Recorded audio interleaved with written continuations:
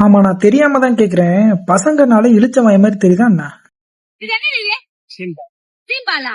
அங்க ஒரு மனுஷன் தன்னோட குடும்பத்துக்காக கஷ்டப்பட்டு உழைச்சுக்கிட்டு இருக்கான். அந்த மனுஷங்கிட்ட போய் காமெடிங்கிற பேர்ல கஷ்டப்படுத்திட்டு வர்றாங்க இந்த அக்கா. மாட்டுல கறந்தா எருமாட்டுல கறந்தா?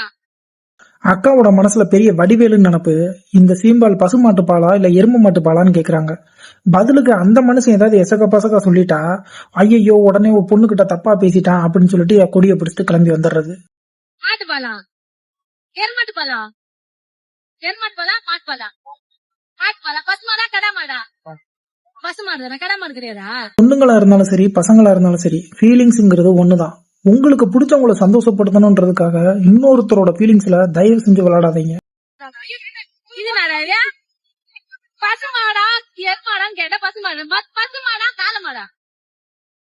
நான் கால மாட்டு பால் தான் சாப்பிடுவேன். சாப்பிட்டா நல்லா இருக்குமா? சரி, பசுமாடு நல்லா இருக்குமா கால மாட்டு நல்லா இல்லையா? சரி வாய்த்து அப்படி எவ்வளவு இது? செய்யாம இருக்கிய காசு தர முடியாது. காசுலாம் தரமாட்டேன். என்கிட்ட காசு நெய். அச்சா நெய். காசு நெய். சரி பாய். உண்மையிலேயே உங்களுக்கு மனசாட்சின்னு ஒண்ணு இருந்துச்சுன்னா அடுத்த தடவை அந்த பக்கம் போறப்ப அந்த மனுஷங்கிட்ட ஒரு சாரி மட்டும் கேளுங்க.